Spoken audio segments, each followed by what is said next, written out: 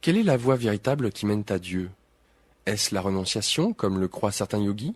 Qu'en est-il de la souffrance? La souffrance et le service sont-ils la voie qui mène à Dieu, comme le disent de nombreux ascètes? Devons-nous méditer notre passage au paradis en étant sages, comme l'enseignent bien des religions? Ou sommes-nous libres d'agir comme nous le voulons, de violer ou d'ignorer toute règle, de laisser de côté tous les enseignements traditionnels, de plonger dans la gratification et ainsi de trouver le nirvana, comme le disent bien des nouvel agistes? Quelle est la voie véritable? Les valeurs traditionnelles ou l'improvisation? Quelle est la voie? Les 10 commandements ou les 7 étapes de l'illumination? Réponse. Il faut vraiment que ce soit l'un ou l'autre, hein, n'est-ce pas? Est-ce que ça ne pourrait pas être tout cela à la fois? Question, je ne sais pas, je te le demande. Réponse, je vais te répondre au meilleur de ta compréhension. Mais je te dis tout de suite que la réponse se trouve en toi. Je dis cela à tous les gens qui entendent mes paroles et qui cherchent ma vérité. Tout cœur qui demande sincèrement quelle est la voie qui mène à Dieu reçoit une réponse. Il reçoit une vérité qui vient du cœur. Viens vers moi par la voie de ton cœur et non par celle de ta tête. Tu ne me trouveras jamais au niveau de ta tête. Pour vraiment trouver Dieu, tu dois perdre la tête. Cependant, ta question exige une réponse, et je ne me détournerai pas de l'élan de ton interrogation. Je vais commencer par une affirmation qui te renversera et scandalisera peut-être bien des gens. Les 10 commandements n'existent pas. Question. Oh mon Dieu, il n'y en a pas? Réponse. Non, il n'y en a pas. À qui commanderais-je? À moi-même? Et pourquoi de tels commandements seraient-ils nécessaires?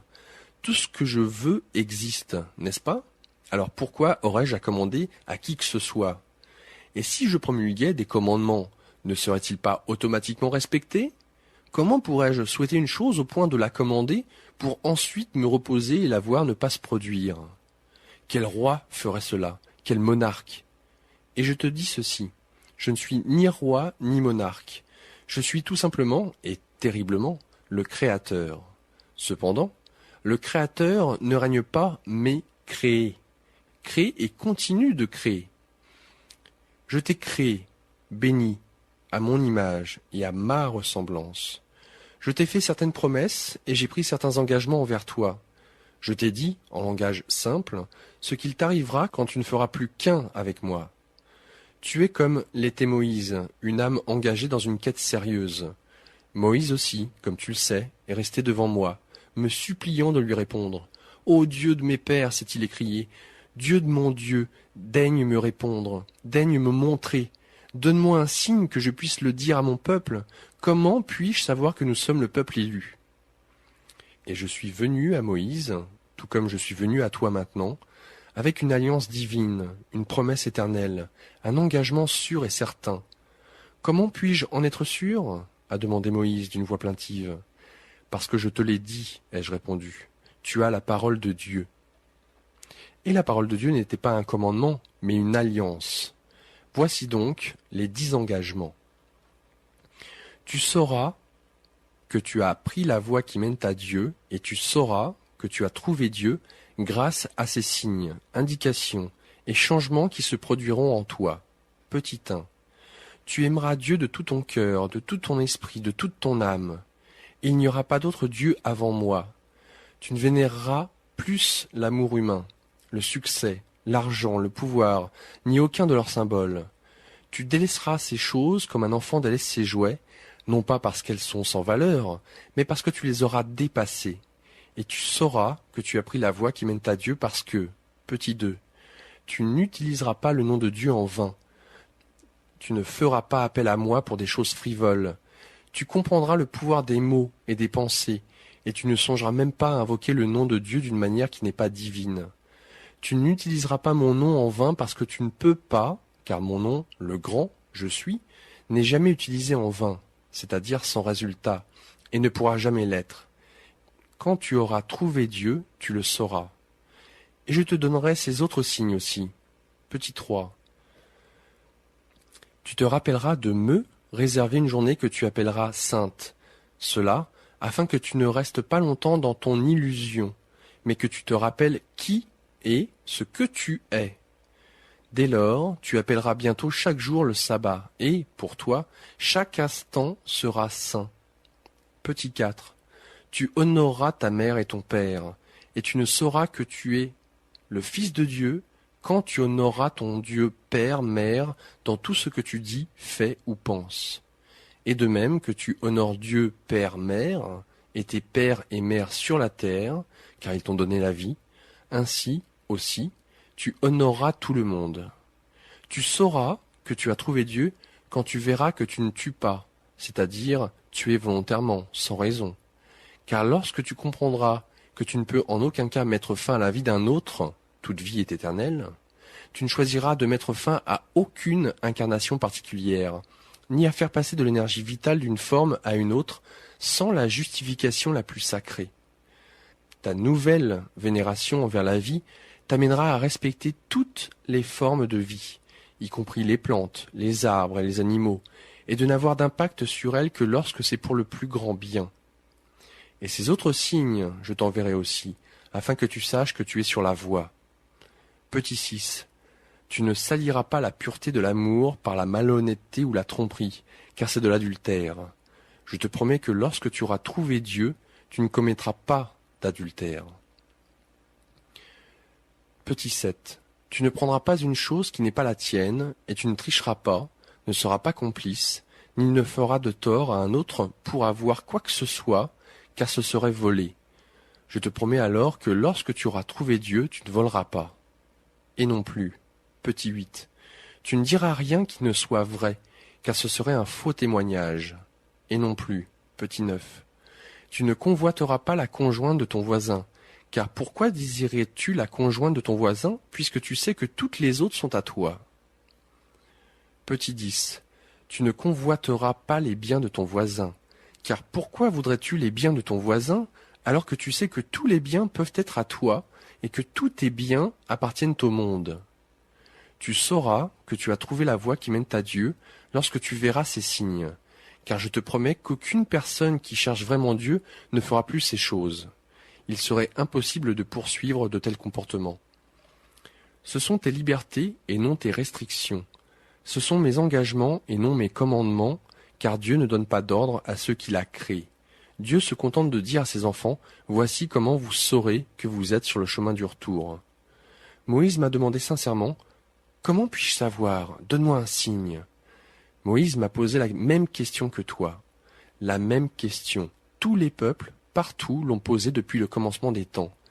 Ma réponse aussi est éternelle. Mais elle n'a jamais été et ne sera jamais un commandement. Car qui commanderais-je et qui punirais-je si mes commandements n'étaient pas suivis? Il n'y a que moi. Question. Alors, je n'ai pas à suivre les 10 commandements afin d'aller au ciel? Réponse. Tu ne peux aller au ciel. Tu ne peux que savoir que tu t'y trouves déjà. Il s'agit d'accepter, de comprendre, et non de travailler fort ou de lutter. Tu ne peux aller là où tu te trouves déjà. Pour ce faire, il te faudrait t'éloigner de l'endroit où tu te trouves, et cela irait tout à fait à l'encontre du but du voyage. L'ironie, c'est que la plupart des gens croient qu'ils doivent s'éloigner de l'endroit où ils se trouvent pour arriver à leur destination. Alors, ils quittent le ciel afin d'arriver au ciel en passant par l'enfer. L'illumination, c'est de comprendre qu'il n'y a nulle part où aller, rien à faire et personne à être, sinon précisément celui que tu es maintenant. Tu es en route vers nulle part. Le ciel, comme tu l'appelles, n'est nulle part. Mettons seulement un espace entre le W et le H, dans le mot anglais nowhere, et tu verras que le ciel est now, here, ici et maintenant. Question. Tout le monde dit ça, ça me rend fou. Si le ciel est ici, maintenant, comment se fait-il que je ne le vois pas? Pourquoi est-ce que je ne le sens pas? Et pourquoi le monde est-il un tel désastre? Réponse. Je comprends ta frustration. C'est presque aussi frustrant d'essayer de comprendre tout cela que d'essayer de le faire comprendre à quelqu'un. Question. Oh la minute. Essaies-tu de me dire que Dieu devient frustré? Réponse. Pourquoi, selon toi, ai-je inventé la frustration? Et t'imagines-tu que tu puisses ressentir une chose et pas moi? Je te dis ceci. Chaque fois que tu as une expérience, je l'ai moi aussi. Ne vois-tu pas que je fais l'expérience de mon soi à travers toi, À quoi d'autre penses-tu que tout cela est destiné? Sans toi, je ne pourrais pas me connaître. Je t'ai créé afin de pouvoir connaître qui je suis. Mais je ne voudrais pas démolir en un seul chapitre toutes tes illusions à mon sujet. Alors je te dirai que sous ma forme la plus sublime, que tu appelles Dieu, je ne fais pas l'expérience de la frustration. Question. Ouf, c'est mieux. Pendant un moment, tu m'as fait peur. Réponse. Mais ce n'est pas parce que je ne peux pas. C'est tout simplement parce que ce n'est pas ce que je choisis. En passant, tu peux faire le même choix. Question. Eh bien, frustré ou non, je me demande encore comment il se peut que le ciel soit ici même et que je n'en fasse pas l'expérience. Réponse. Tu ne peux pas faire l'expérience de ce que tu ne connais pas. Et tu ne peux pas savoir que tu es au ciel maintenant parce que tu n'en as pas fait l'expérience. Tu vois, pour toi, c'est un cercle vicieux. Tu ne peux pas, tu n'en as pas encore trouvé le moyen, faire l'expérience de ce que tu ne connais pas et tu ne connais pas ce dont tu n'as pas fait l'expérience. Ce que l'illumination te demande de faire, c'est de connaître quelque chose dont tu n'as pas fait l'expérience, et par conséquent d'en faire ainsi l'expérience.